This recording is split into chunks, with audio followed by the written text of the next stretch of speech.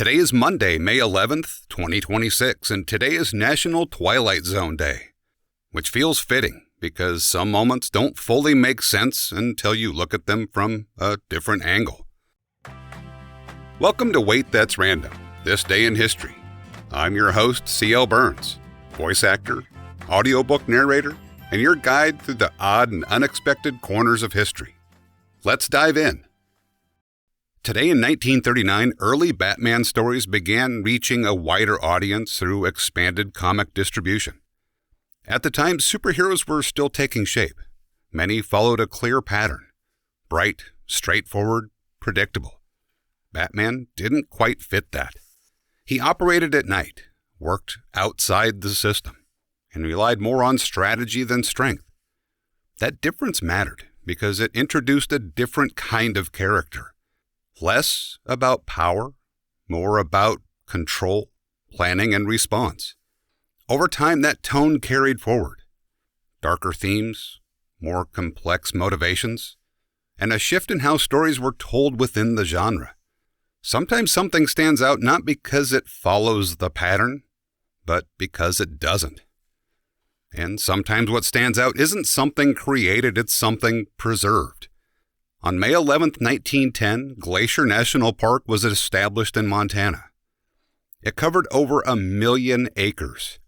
Mountains, lakes, valleys, and glacial formations shaped over thousands of years. But the significance isn't just the landscape. It's the decision to protect it. Because once an area is designated that way, the goals change. It's no longer about development or use. It's about preservation. Maintaining something as it is. And that creates a different kind of value. Not immediate, not transactional, but long-term. Something people can experience without altering. And that idea, setting something aside so it remains unchanged, isn't always easy to maintain. But when it works, it creates a different relationship with the environment. Sometimes the impact of something isn't in what's built.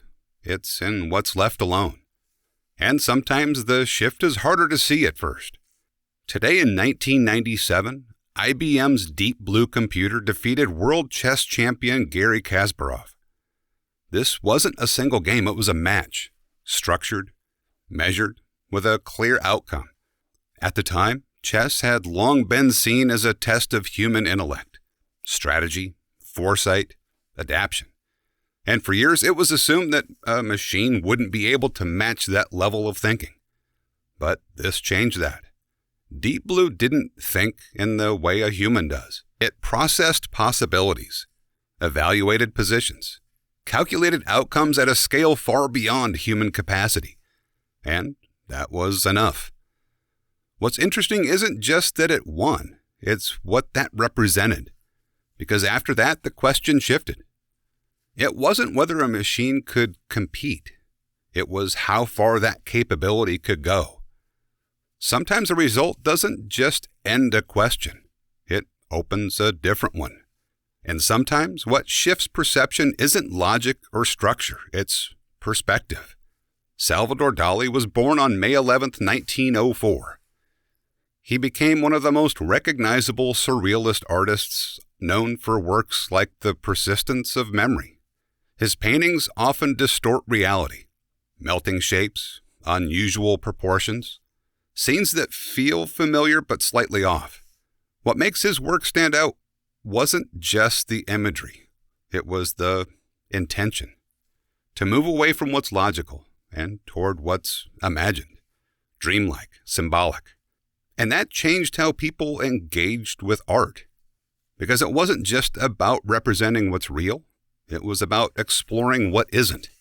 Sometimes what shifts perception isn't accuracy, it's perspective. At first, these don't seem connected, but they start to line up. A character breaks away from the expected. A place is preserved instead of changed. And a machine reaches a point people didn't expect it to reach. Different situations, but each one shifts how something is understood. Anyway, that's what came together while working through May 11th. We'll see what the next date brings. If you'd like to hear more of my work or explore the books and projects I've been a part of, You can find it all at waitthat'srandom.com. I'm C.L. Burns, and I appreciate you stopping by. I'll see you tomorrow.